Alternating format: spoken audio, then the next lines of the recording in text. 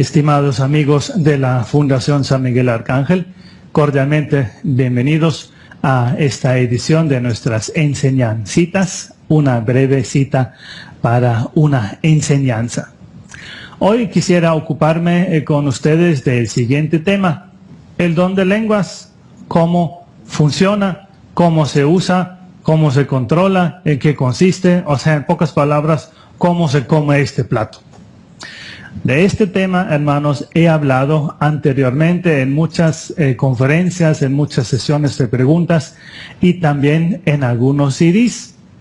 Aquí arriba, en esta esquina, aparece en este momento el video o el CD, dependiendo de la edición que tú tengas, los dones carismáticos del Espíritu Santo.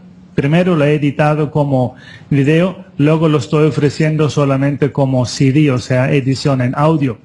Los dones carismáticos del Espíritu Santo. Y segundo, en esta esquina aparece en este momento un CD que se llama El ejercicio prudente de los carismas.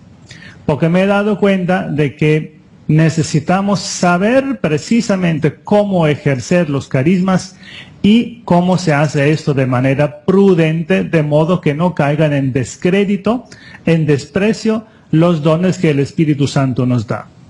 Primero, la oración en lenguas, atestiguada en muchos lugares en el Nuevo Testamento, sobre todo 1 Corintios, donde San Pablo nos da instrucciones sobre el ejercicio de los dones. Esto lo doy por asentado. Esto te digo, léete muy bien 1 Corintios 14, ahí tú encuentras indicaciones de parte de San Pablo. Sí, quiero resaltar lo que dice San Pablo, 1 Corintios 14, donde dice: yo doy gracias a Dios de que entre ustedes yo soy el que más usa la oración en lenguas, el que más ora en oraciones entre ustedes. Entonces, claramente, señal de que San Pablo oraba muchísimo en lenguas. Ahora, primero, ¿en qué consiste la oración en lenguas? ¿Qué es este fenómeno? Consiste en lo siguiente. Vamos a regresar a la carta a los Romanos 8, 25, 26, donde la Escritura nos dice que nosotros no sabemos cómo orar a Dios. Entonces el Espíritu viene en nuestra ayuda y el Espíritu intercede ante Dios Padre con gemidos inenarrables.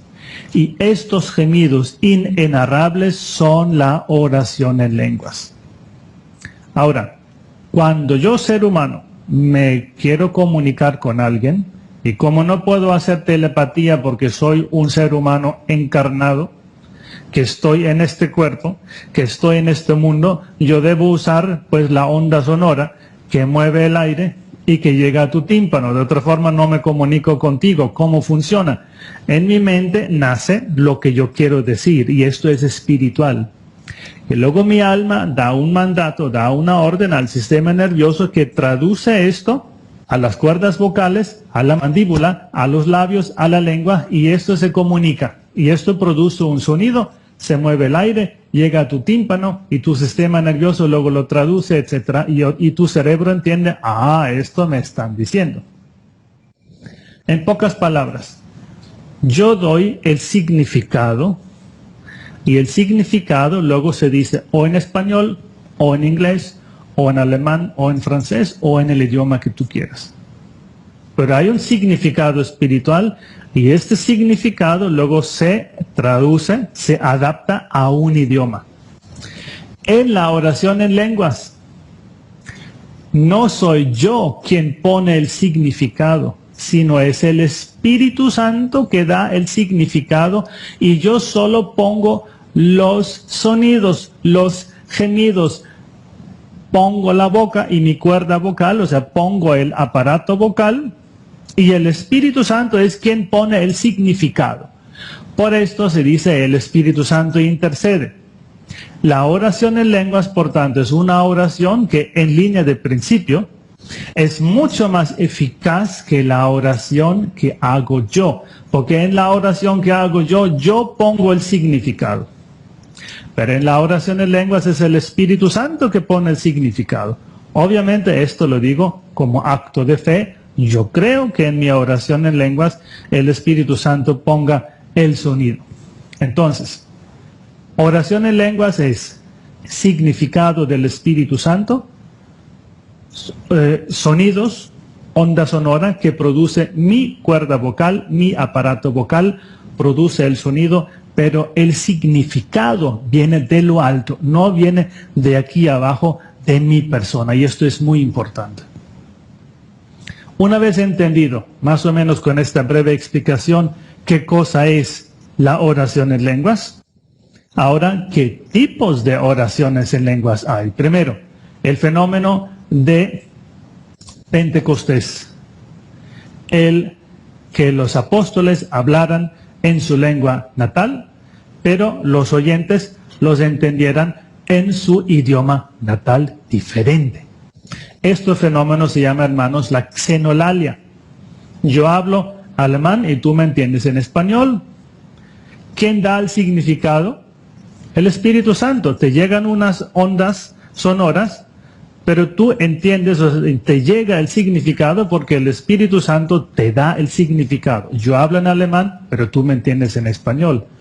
Te llega una onda sonora que normalmente no significa nada para ti, y ahora con la ayuda del Espíritu Santo tú me entiendes cuando, si yo estuviera hablando con el don de xenolalia, si yo hablo en alemán. Hablo mi idioma natal y tú me entiendes en tu idioma natal diferente. Este es el fenómeno de Pentecostés, donde la diversidad de lenguas se reduce a una sola, o sea, lo contrario del fenómeno de Babel, donde Dios dispersó las lenguas y creó la multitud de lenguas. Pentecostés reversa este fenómeno, se reduce todo a un solo idioma, el Espíritu Santo. Ahora, segundo tipo de oraciones de lenguas, oración en lenguas, son las lenguas de alabanza. Las lenguas de alabanza, la glosolalia, en términos generales, la oración de lenguas de alabanza es, digamos, lo más común, es el fenómeno más común. Me pongo a hablar en lenguas, produzco sonidos, me coloco en actitud de oración, produzco sonidos, y estos sonidos son alabanza a Dios Padre. Importante anotar aquí que esta oración en lenguas de alabanza no tiene interpretación. Ahora, de la interpretación hablaremos en un momento. Tercer tipo de oración en lenguas son las lenguas de profecía. El Espíritu Santo quiere comunicarme un sonido, y este significado viene en lenguas, es decir, cifrado en gemidos, en sonidos que el ser humano de por sí no entiende. Lo que se requiere es el don de interpretación.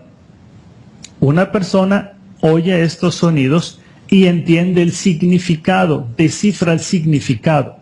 Y aquí es importante anotar que no se trata de una traducción, no es que este sonido, este gemido signifique tal cosa, porque el Espíritu Santo puede dar miles de significados diferentes a un mismo sonido.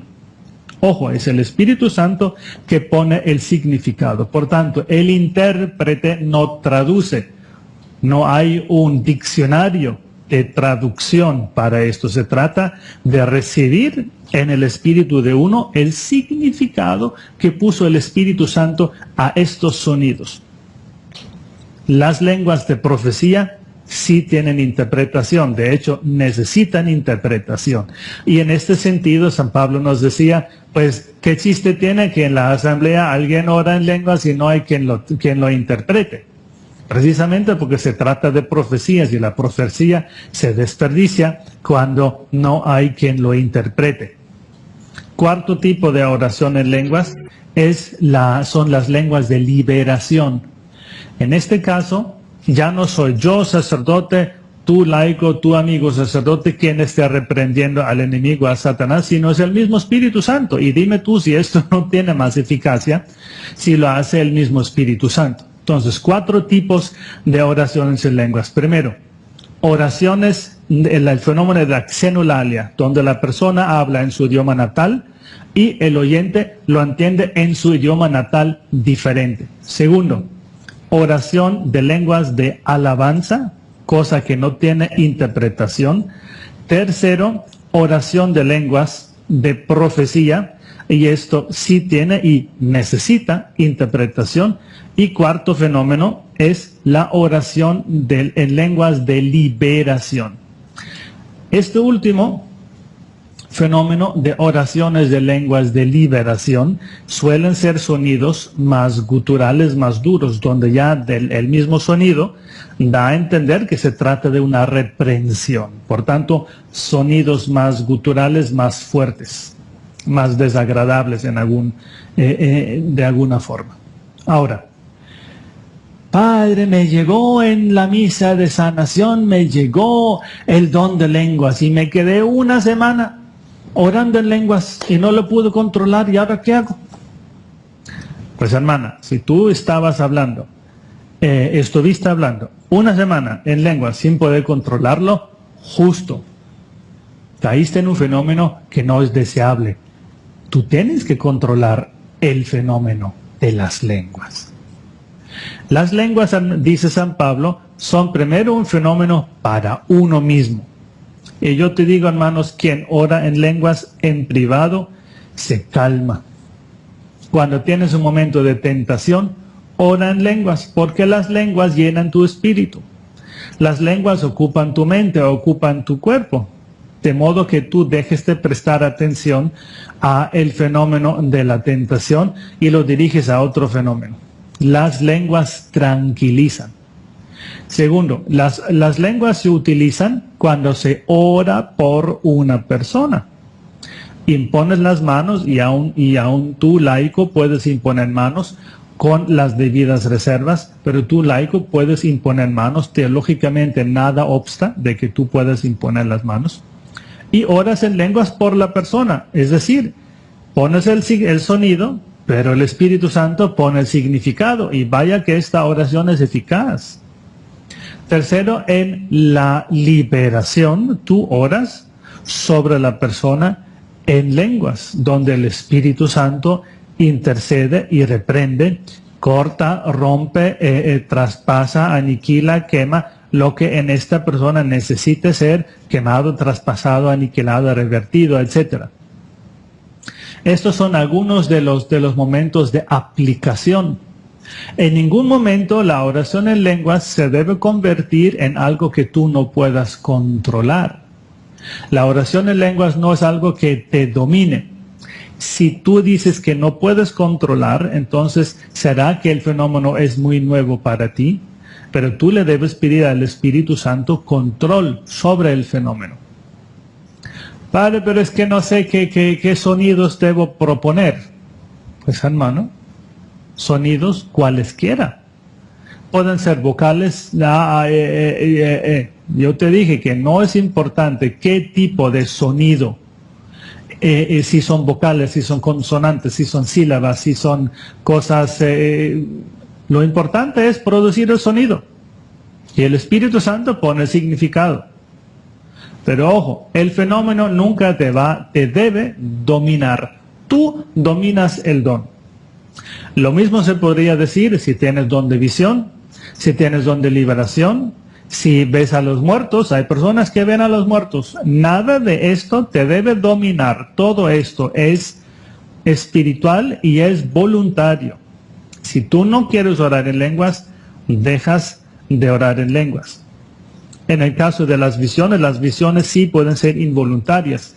Pero sí, en el caso de una amiga que dice, es que las almas de los difuntos me despiertan a las 3 de la mañana y piden oración, pues tú debes aprender a dominar el don, de modo que las visiones, las manifestaciones no sean inoportunas.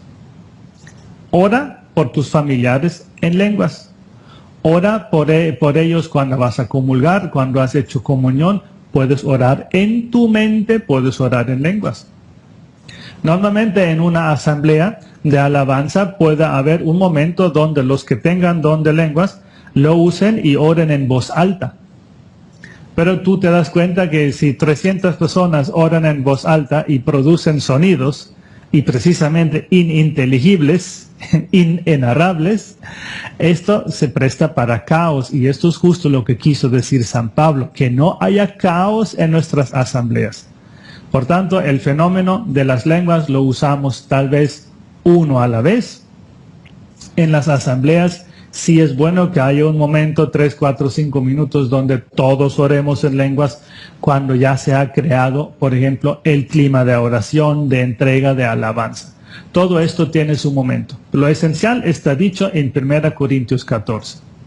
Con esta enseñancita, breve cita para una enseñanza, he querido explicarte y proponerte el don de lenguas. Ojalá lo podamos usar, expresar y así glorificar a Dios en la oración en lenguas. Hermanos, muchas gracias por acompañarme en esta edición de las Enseñancitas.